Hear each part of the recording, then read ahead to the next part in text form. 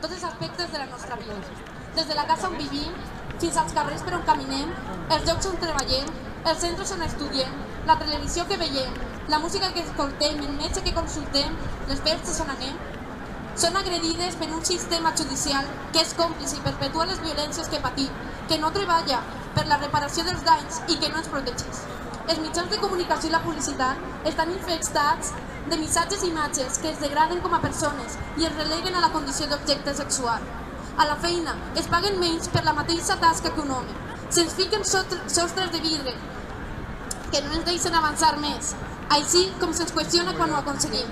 Quan arribem a casa, carreguem sota les espatlles la satisfacció de les necessitats dels altres, a costa de la nostra salut, el nostre temps i els nostres projectes personals. Tot això és violència masclista. Violència masclista que ha fet que 24 dones hagin estat assassinades als Països Catalans aquest any 2017. No les oblidem i portarem els seus noms gravats a cada pas.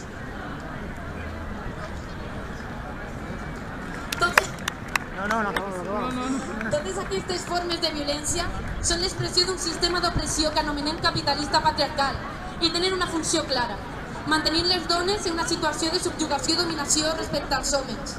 Però no només dels homes, sinó també respecte a les institucions estatals, econòmiques, judicials i repressives, ja que el gènere, al cap i a la fi, és una categoria social i construïda per a l'explotació de la mateixa manera que la raça.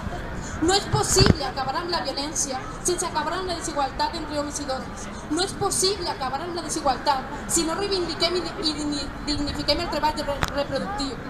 No és possible posar al centre la vida en una societat que posa al centre el capital. Per tant, cap capgirar-ho tot, doncs se'ns va la vida. La fi de la violència arribarà des de baix, no des de les institucions estatals i econòmiques que la perpetuen, sinó des de l'autoorganització popular de les dones. Per això, més que mai, és necessària la solidaritat entre el suport que creu en el suport mutu, en teixir complicitat i solidaritat entre nosaltres, en ajuntar totes les forces en una més gran, perquè sabem que és una lluita difícil, però l'emprenem juntes, plegades, totes les que volem construir un món més just i una vida que valga la pena lliure. Per tot això cridem contra el patriarcat, solidaritat!